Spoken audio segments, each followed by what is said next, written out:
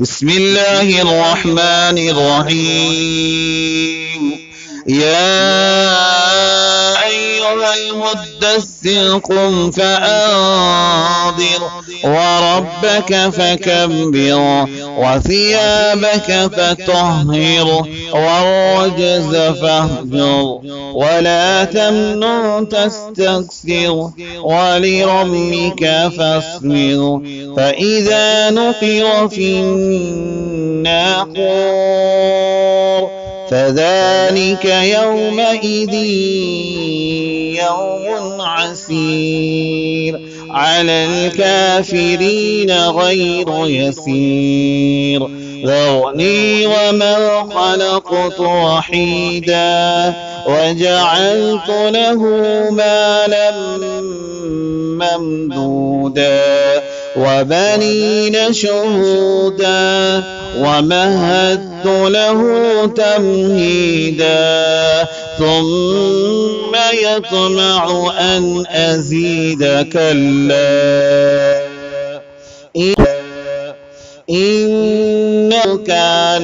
لآياتنا عنيدا سأرهقه صعودا إنه فكر وقدر فقتل كيف قدر ثم قتل كيف قدر ثم نظر ثم عبس وبسر ثم أدبر واستكبر فقال إن هذا إلا سحر يؤثر إن هذا إلا قول البشر سأصليه سقر وما أدراك ما سقر لا تبقي ولا تذر لواحة للبشر عليها 19 وما جعلنا أصحاب النار إلا ملائكة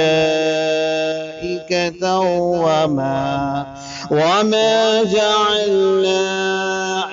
عدتهم إلا فتنة للذين كفروا ليستيقن الذين أوتوا الكتاب ويزداد الذين آمنوا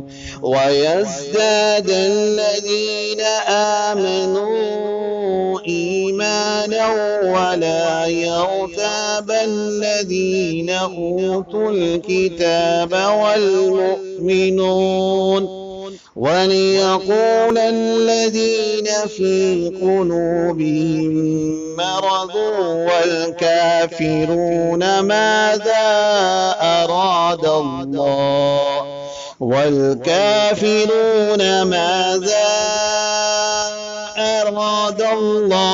بهذا مثلا كذلك يضل الله من يشاء ويهدي من يشاء وما يعلم جنود ربك إلا هو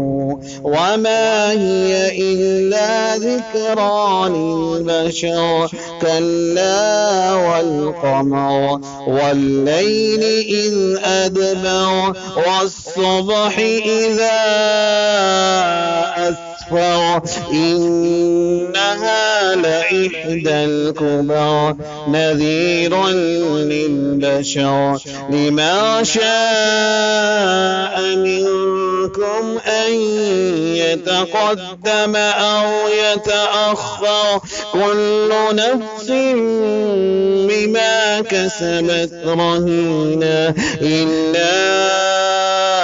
أصحاب اليمين في جنات يتساءلون عن المجرمين